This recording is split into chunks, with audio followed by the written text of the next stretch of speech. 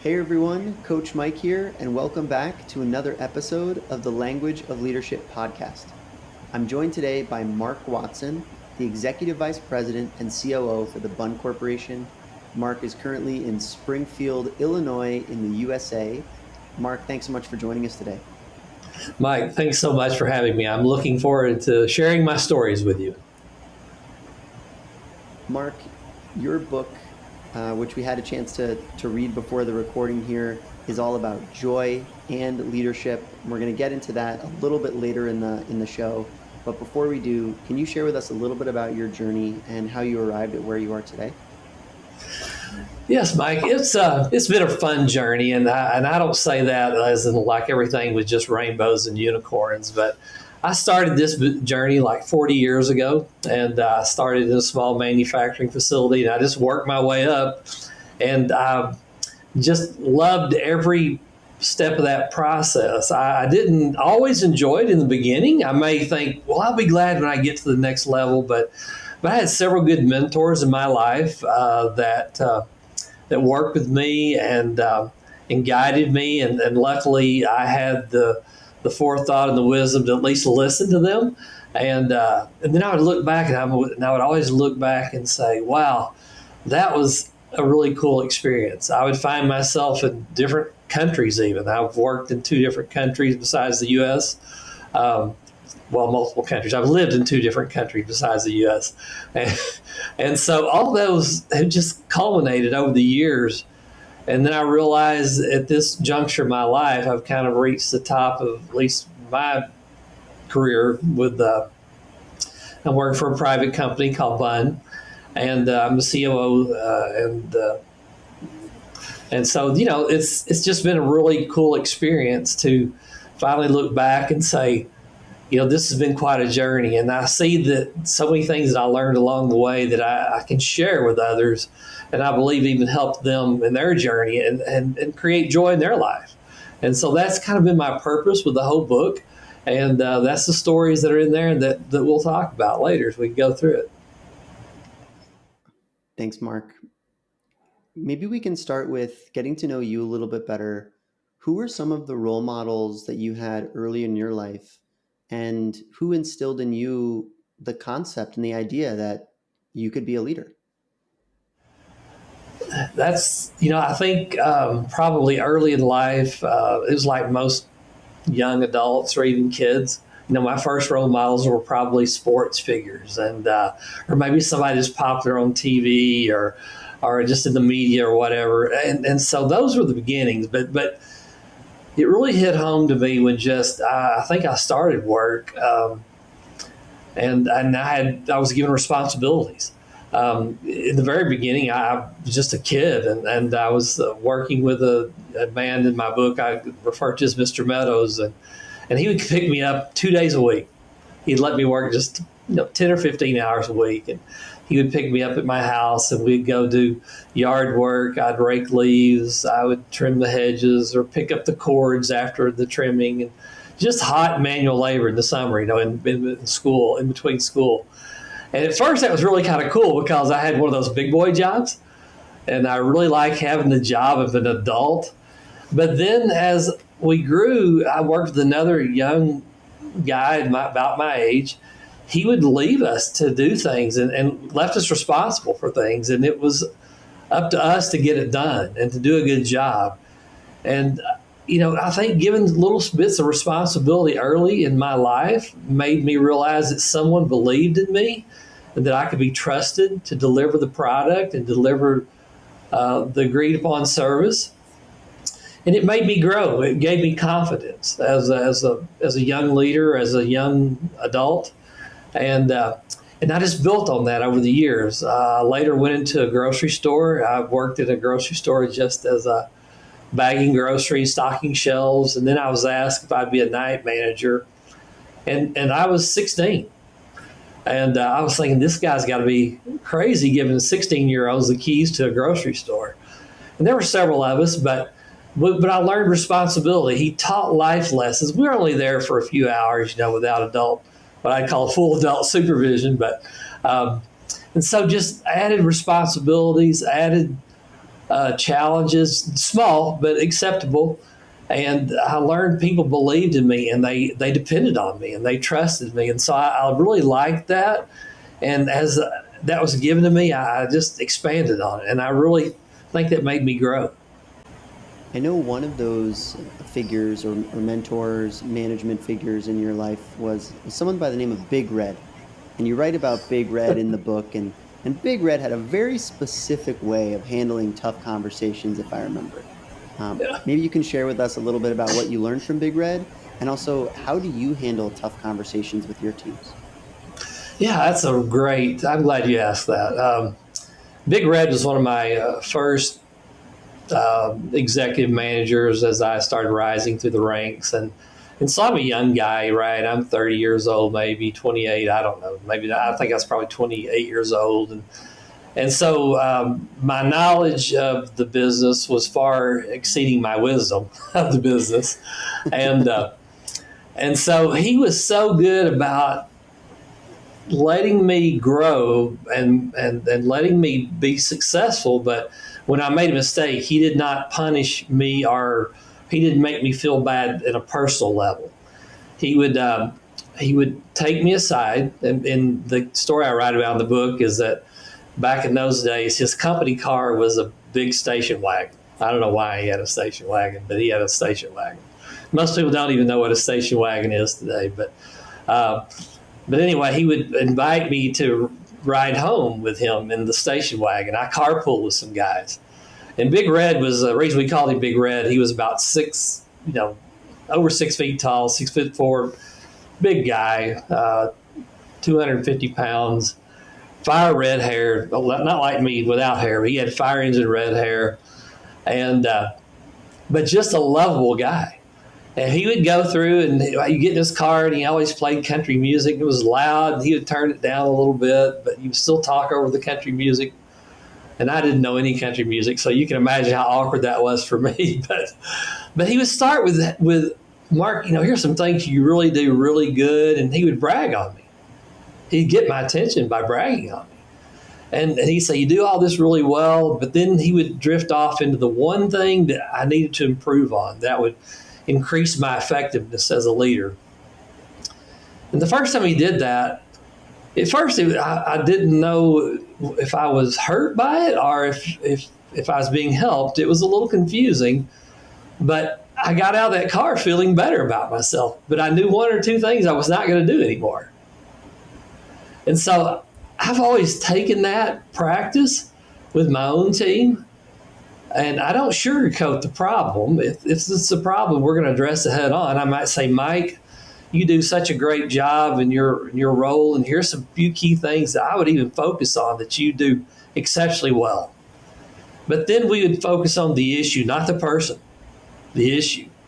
He'd focus on that issue with me. In my case, a lot of times I was very brash. I would want to hurry up and solve the problem, and I did not use a collaborative approach. And I would talk over my team sometimes and just wasn't empathetic enough.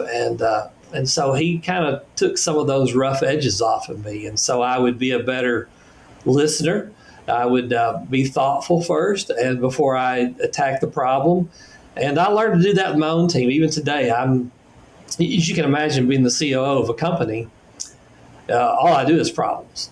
I don't come in here every day and they say, hey, Mark, all this is going right. I handle one problem after another. And so when I do that today, and most of them deal with, people, because I have a lot of people. And so we focus on the issue, the thing that we're trying to improve, or maybe the behavior we're trying to change. But I don't want to attack that person personally. They're a human being. They're a good person. They're trying. And so we want to focus that energy not on what not to do, but on what to do. And that's the thing I learned from Big Red. Creating an environment where your team feels energized, excited. Maybe it's been said they feel like they can run through a wall after they meet with you. That energizing and enlivening experience is certainly something you write about. On the point of the 15th man in baseball, I think something else that you did that was very clever and thoughtful, as you write about in the book, was you also surrounded yourself with another coach who may have been able to connect with the team in a very positive way. Can you talk for a moment, Mark, about the importance of, as a leader, surrounding yourself with other leaders that maybe complement your abilities?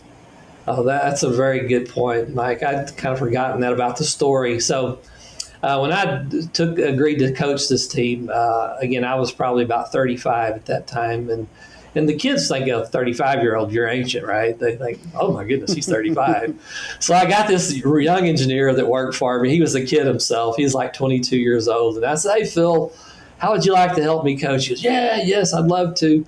And what I learned through that, and even today, some leaders think that we're supposed to know everything because we're the leader. Well, if you think that, that's going to be a big fallacy, because if you're always the smartest guy in the room, you've got the room packed with the wrong people. So today I surround myself with people that are either they relate better to the target audience that I'm working with, or they know that subject matter a lot more than I do, or they've got more experience in that subject matter. My job as a leader is to put that team together. Let's think about the NBA for a second. Everybody likes the NBA. They're all super players, right? But is the coach on the NBA, is he the best player? He is not. He's the leader. He's the guy that puts that team together and says, I want you to play this guard position. I want you to play the forward. I want you to be the point man, or you be the center, or I want you to take the ball down the court. So I tell my team a lot of times when I have to rearrange them or do something a little different. John Gordon, in his book, The Energy Bus, I think he talks about rearranging people on the bus. So I tell them, we're not taking you off the team. We're rearranging the team because the foe we're about to face is different, and I need different talent in different places. And so my job is to empower that talent and make sure that talent is deployed and energized in the right place. And so, much like the NBA coach, he can't beat any of his players because they're all better than he is. They dribble better, they shoot better, they move better, they're younger, they're faster. My team today is much that way. They're all better at what they do than I can do. But the ability I have is through the wisdom I've learned through the years, is I can now place those in the right positions where they can be successful. And as a team, we can be successful. Thank you, Mark. Moving to the concept of joy. This is something that clearly means a lot to you. It's in the title of your book. Every chapter, section of the book is named after a certain part of joy. You also are a very positive and energetic guy to speak with. I mean, I can see it and feel it, that joy is something that matters a lot to you in your spiritual life, your personal life, your professional life. You know, Mark, I have to say, something that originally attracted me to you and the book is this concept of joy. One of my personal core values is seek the joy of being alive. This is a phrase that was introduced to me as a 9-year-old, and something that I actually think about almost every day as part of a morning routine that I have, and a question, how can I seek the joy of being alive myself? Can you share with our listeners and audience, Mark, the importance of joy in your life and how it came to be one of the cornerstones of what you think makes a life well lived? Sure.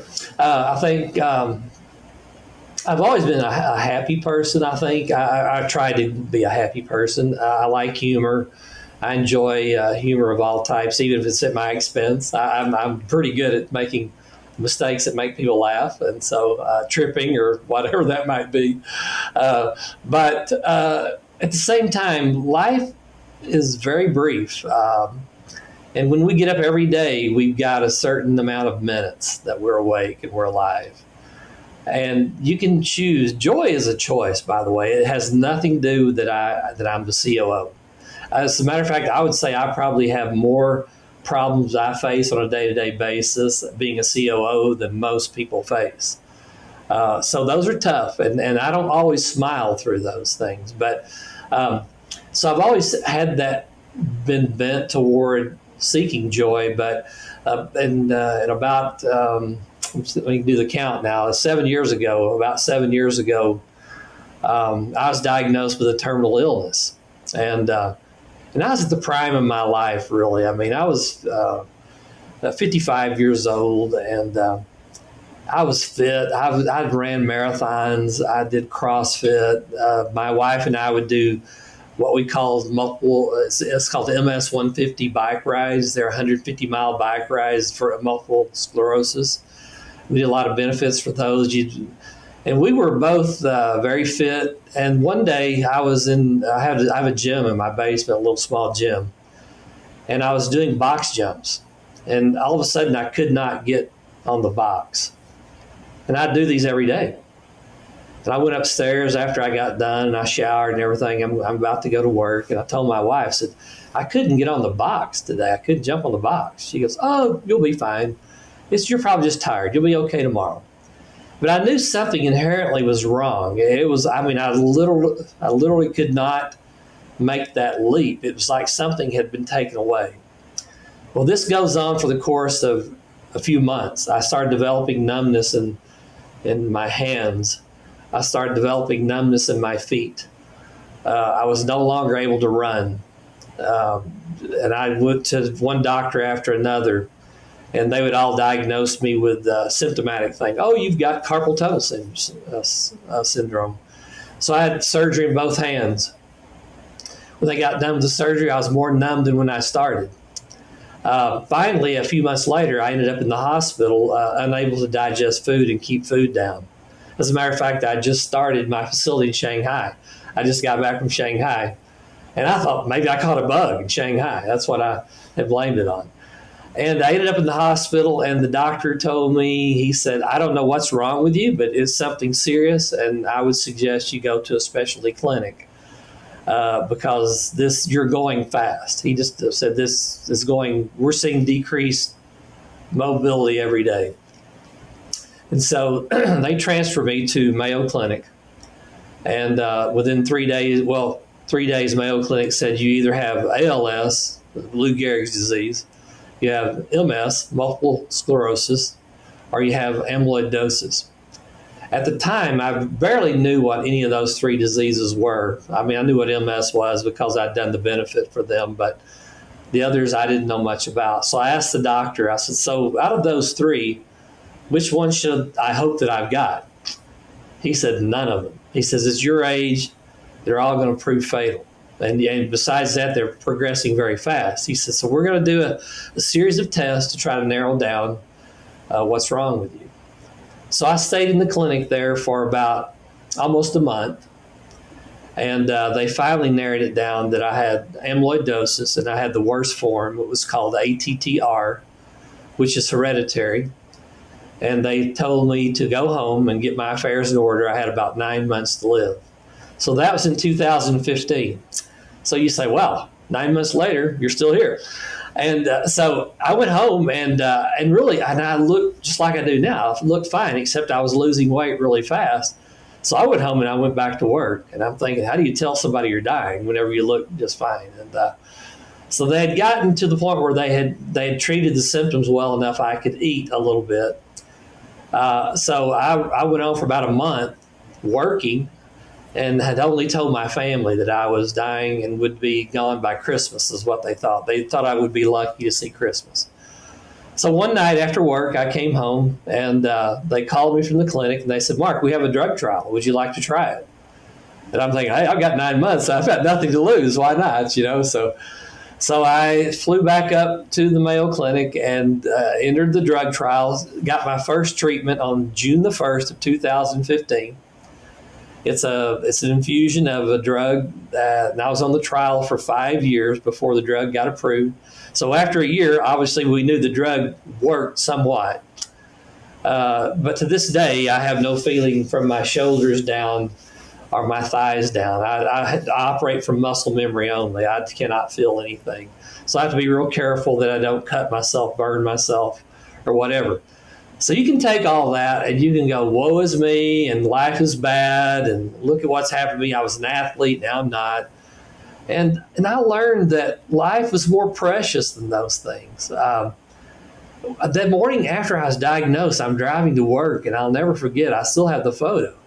I was looking out the dash of my car, and I saw the most beautiful sunrise in the world. I see that sunrise every day, but it was more beautiful that day. Thank you, Mark. Well, final question for me, because you've already kindly shared the question I was going to ask, which is what do you hope your legacy to be? But maybe one final question is, what is one action that a listener or a viewer could take tomorrow to conscientiously make their life more about joy?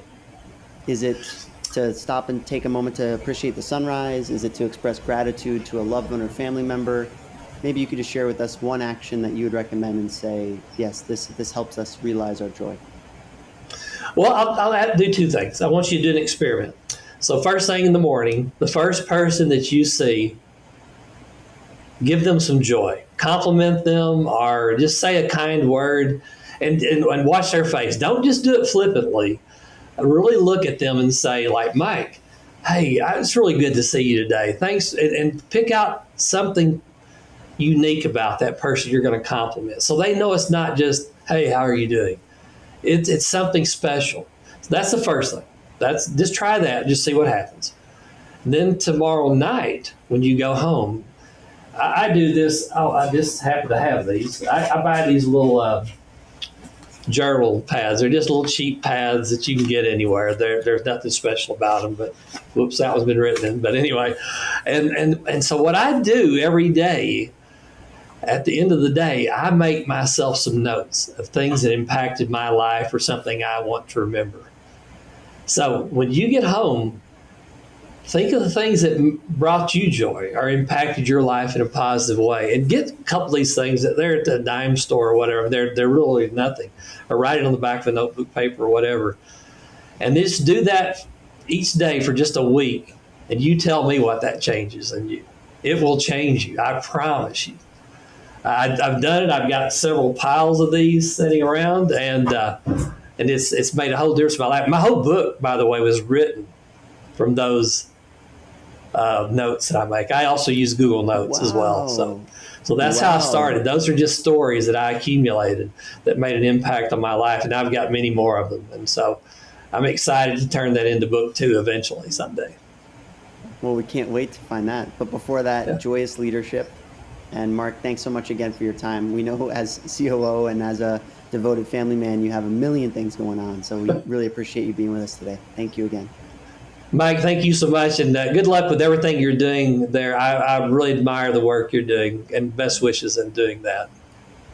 Thank you.